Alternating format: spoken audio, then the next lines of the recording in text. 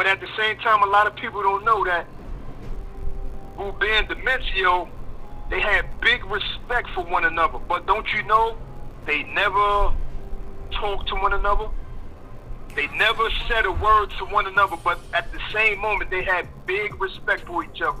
And I believe that's something that's supposed to have connected right there, man. Straight up, man. Them two together, or even as individuals, supposed to have a fortune, running a Fortune 500 company, man. Just like Frank Matthews, they had that type of brain and mindset. They used to see each other though. Yeah, they used to see each other sometimes. They used to see each other just because when I used to drive through there, Boobear used to always be with me. This before he got his vehicle, his all four-door black Pathfinder. Before he got that, he used to always be driving with me. You know what I mean? And man, I gotta dig up some old flicks, man, so I can show you, man. I show you some real live footage, man, from some years, man. Got some history, man. You know what I'm saying? I gotta go dig deep in the archive. We used to be over there in Albany because who had another homie over there that used to be hustling in they had like a pool room over there on the other side of Albany. You know what I'm saying? From Troy Avenue side, the other side. You know what I mean? And we used to be over there just chilling, just be cooling out over there and shit, making rounds or whatever. And Demencio used to come through. One day I was sitting in the vehicle, and he was walking across the street and shit. I thought he was gonna walk up to the vehicle, and I think he was going to the store where Boo was at and shit, man. But yeah, man, a lot of people don't know, man, that them two men right there, they really respected one another, man. Each other, for real. They had big time respect for each other, man. But they never spoke to each other. They never hung out together or none of that shit. Word up. Yeah, man, sometimes it go that way. Sometimes it happens that way, you know what I mean? Word up. It was no dislike, no slander, no two-faced shit, no backbiting, and none of that shit. Word up, man. Two real motherfuckers getting money is only logic, man. Know what I'm saying? That's facts. That's big information, my bro, because I had no idea that them dudes ever even crossed paths in traffic. Like, you feel what I'm saying? So that shit that's deep shit. Man, St. Laz, man, it was, man. I would give right now. I wish I could press a reset button on my life. I know a lot of other men do also, man. A lot of other real men wish they could hit that reset button, man, and go back the last 20 plus years. You know what I mean? That's a fact. Yeah, man. And yo, the loyalty. Sometimes I don't like to talk about the word loyalty because, you know what I'm saying, a lot of I see difference out here. But the loyalty with me and with us was unbearable. You know what I'm saying? That loyalty was something vicious that we had and that we still got amongst even at a young age, man. Hold up, cause I'm what I'm doing, man. I'm out here to prevail, man. Straight up, man. I'm out here to live. I'm out here to breathe until a motherfucker can't breathe no more. And that's that. Straight up, man. I hang out around the graveyard, man. Day and night. That's where I be at. I hang out around the graveyard. Inside or outside. Either or, man. That's how personal it is with me, man. Word up. I jog around the graveyard. I walks around. I hang out in the graveyard, man. Because that's where everybody gonna go at the end of the day. I don't give a fuck a multi-billionaire, a motherfucking multi-millionaire. I don't give a fuck about what type of vehicle you got, what you drive. I don't care about what your threads, your clothes. I don't give a fuck about none of that shit, man. At the end of the day, a motherfucker going to the graveyard. That's it. That's that. I don't care how young you are. I don't care how old you are. At the end of the day, when it's all said and done, your very last breath, go to the morgue, get that tag put on your toe, or you go to the graveyard, man, and that's it. Go in the dirt. And the motherfucker's so used to dirt. Dirt is nothing. I excavate, so I move the material around. I move the soil around with my excavating machines. I move the dirt around. I move the muck around. even if it come down to the shovel. You know what I mean?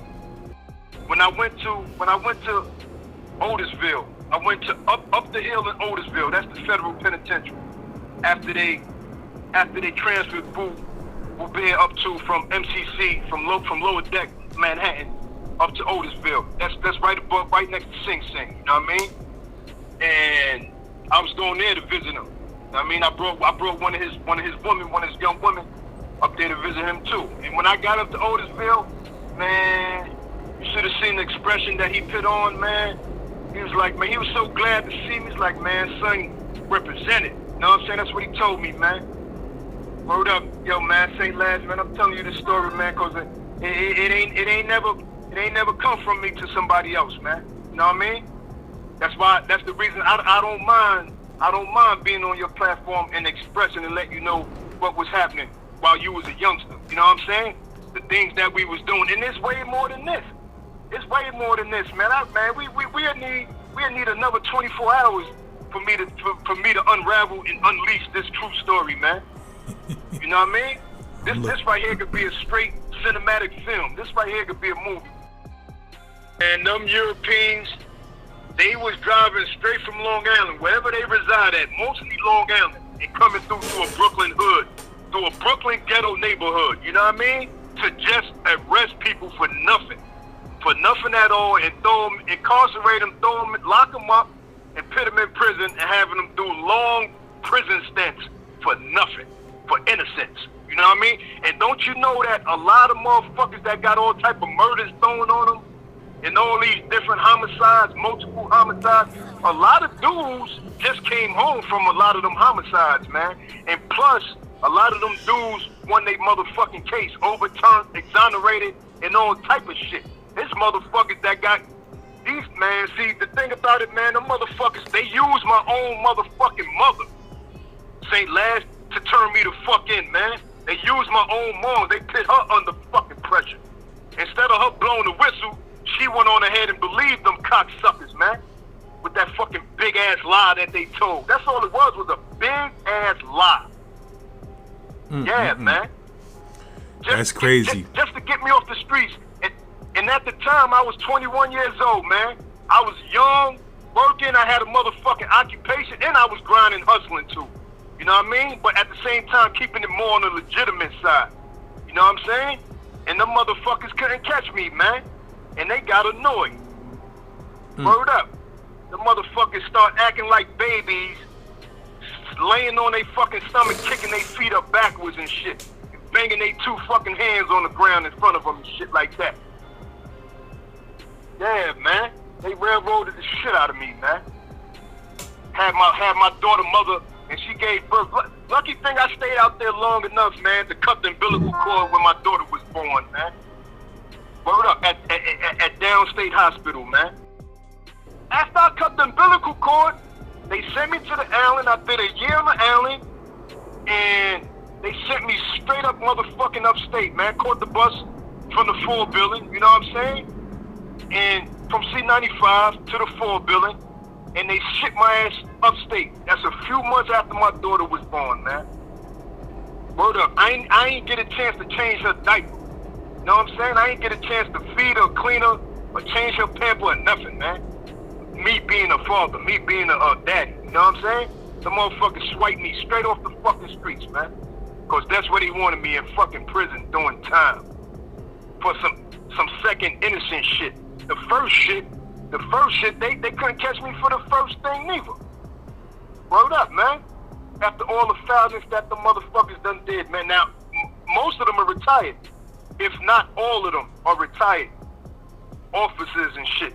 But you still know they out to fuck up people's lives. And I'm gonna let the public know.